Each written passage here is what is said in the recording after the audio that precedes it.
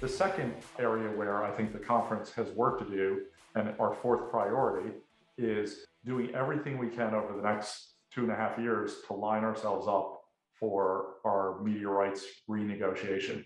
When our media rights were renegotiated 9 years ago, we leapfrogged everyone, and the conference basically accelerated into first place when you measure the number of dollars that we get to distribute per school from our media rights deals, which for me is the measuring stick for the revenue side of those media rights deals. We moved into first place. The problem, which at the time probably seemed like a good idea, but the problem was that the trade-off for moving into first place was, instead of agreeing to a 5 or 6 year deal, we agreed to a 12-year deal that we have 2.5 years left on. Right. And that 12-year deal basically afforded an opportunity to every other conference that's had the opportunity to renegotiate in the last 9 years has passed us. But the underlying reason why that has happened, and why today we're in third place or fourth place, depending on how you measure it, among the Autonomy 5 in number of dollars that we get to distribute to the schools, is because sports rights have become so valuable, and their value has actually accelerated. And I think when the original deal was done, the assumption was there'd be a, 10, 12% CAGR year over year in the value of media rights. And as long as we're on that trajectory, we're going to be ahead of the curve. And what's happened is media rights in the last 5, 6, 7 years have tripled in value. And the rationale is kind of obvious if you understand how people are consuming content.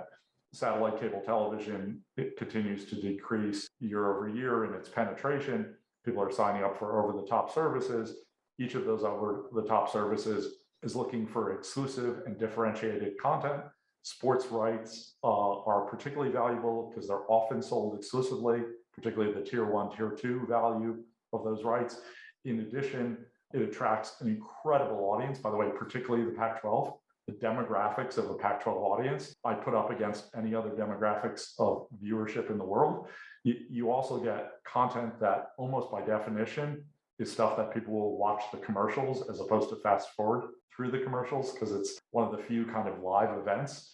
It's this and the Emmys and the Grammys and the Oscars, right? Right. So, I mean, every metric about it makes sports rights the most valuable kind of rights. And there are an unlimited number of new services coming online that all want that content.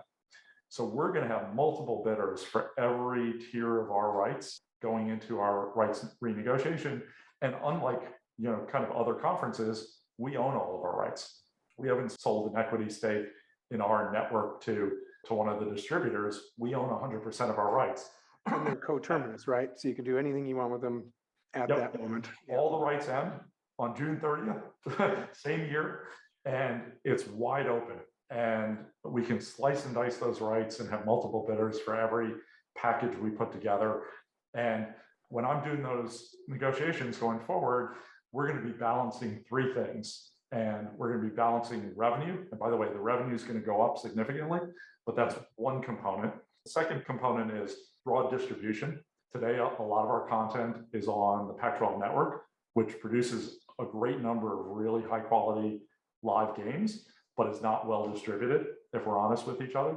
Yep. So when I think about distribution, whatever deal we do, it's my goal to have our content be available on any piece of glass connected to the internet, period, full stop, right?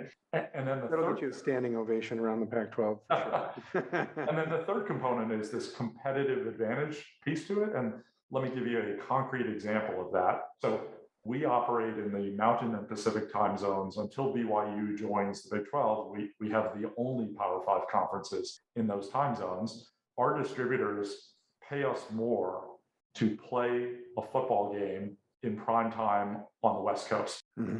So we have distribution deals with ESPN and Fox. We get to fill a time zone opportunity for them for college football that no other Power 5 conference can fill. And that's valuable to them. The downside of playing a game at 7:30, 8 p.m. on the West Coast is by halftime, if not earlier, 75% of the population of the United States that lives in the 2 other time zones is asleep. particularly if you're a AP voter or a Heisman voter or a CFP voter, because in order to have gained the notoriety to be that kind of a voter, you tend to be a little bit older than our standard demographic. So you've got people who don't get to see our game who are then voting on AP Top 25 or where you are in the CFP or whether or not your kid gets a Heisman Trophy. And I think that's historically hurt the conference.